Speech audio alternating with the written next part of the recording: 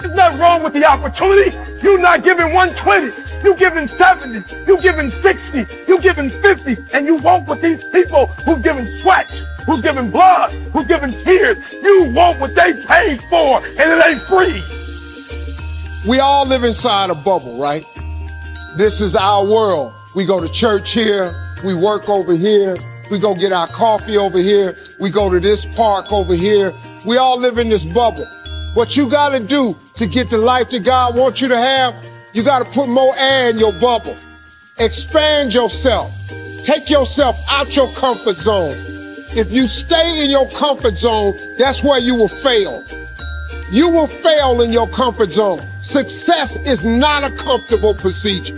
It is a very uncomfortable thing to attempt. So you gotta get comfortable being uncomfortable if you ever wanna be successful. I want to ask you, what are you going to believe? Are you going to believe in yourself? Are you going to believe everybody else's judgment on you? Are you going to believe people when they say that you're a failure? You got to get real doggish. You got to get downright funky if you want to make it. Now, like I was telling you before, if you want to be ordinary, you ain't even got to listen to me. Just go on about your business. If you think ordinary's cool, ain't no problem. It's some really, really wonderful, ordinary people. But if you are sitting in this room and you have extraordinary aspirations, then you're gonna have to do extra. It's no other way. I'm sorry, but here's the fact. All of you have extraordinary capabilities, all of you. You have to decide if you are willing to do the things to put you in that category. Rich people don't sleep 8 hours a day. That's a third of your life. It ain't but 24 hours in a day. You cannot be sleep 8 hours a day. You can't live in LA and wake up at 8 o'clock in the morning. It's 11 o'clock on the East Coast. The stock market been open 2 hours. They already making decisions about your life and your ass was asleep. Ain't no elevator to the top. You got to take the stairs. The elevator don't go to the top, man. Not in the world of success. You got to take the stairs. I have a life of convenience now.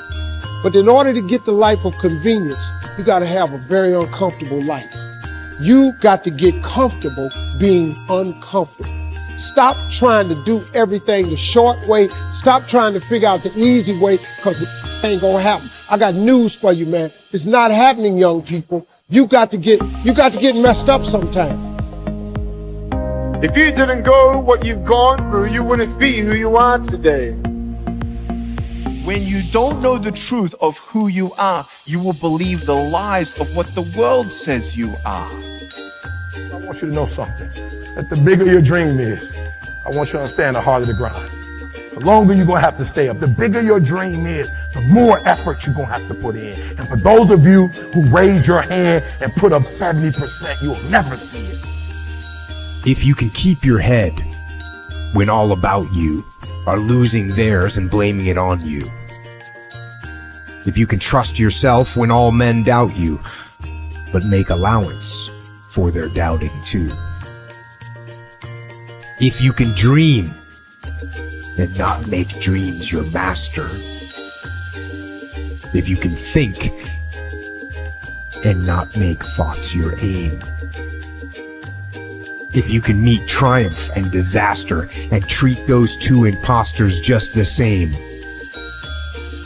If you can bear to hear the truth you've spoken, twisted by knaves to make a trap for fools, or watch the things you gave your life to broken. If you can force your heart and nerve and sinew to serve your turn long after they are gone. And so hold on when there is nothing in you except the will which says to them, hold on. If you can fill the unforgiving minute with 60 seconds worth of distance run, yours is the earth and everything that's in it. You will not outwork me. Why? Because I realize that the bigger the dream, and I need you to see who I have up there. Notice when I said beast mode now, I'm not talking about the lion. When I talk about beast mode now, I'm talking about the ant that's very small, but that can probably lift 100 times his weight. I'm saying that some of you in this room, you might not be a lion yet. Some of you in this room, you might be an ant. You might have small beginnings. You might not have a lot of money. You might not have a lot of resources, but there's no excuse. You said, E.T., I'm not that lion. You might be the ant, and the ant has very little, but he's determined. He's strong. He has a dream and a goal, and he'll do whatever it takes. And I need you to understand that the bigger your dream is, the earlier you're going to have to get up. The longer you're going to have to stay up. The bigger your dream is, the more effort you're going to have to put in.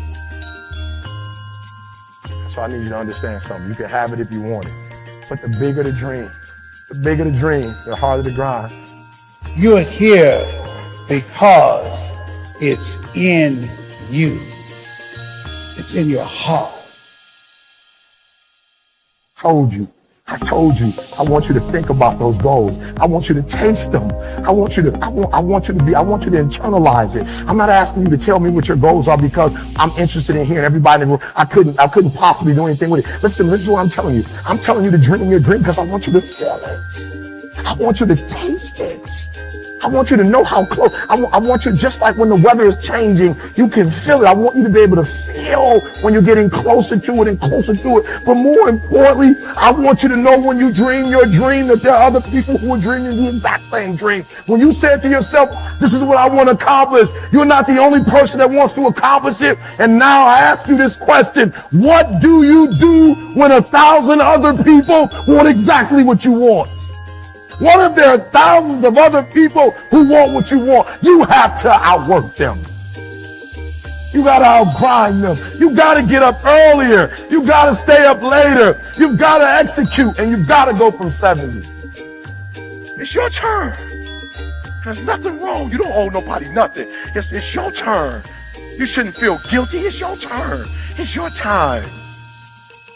You've blessed everybody else. You've set everybody else for success. You've compromised you for them, and look where you are. It's time for you. I've spoken to many people, and many people want miracles. But what I tell people is when you don't get a miracle, you can be one.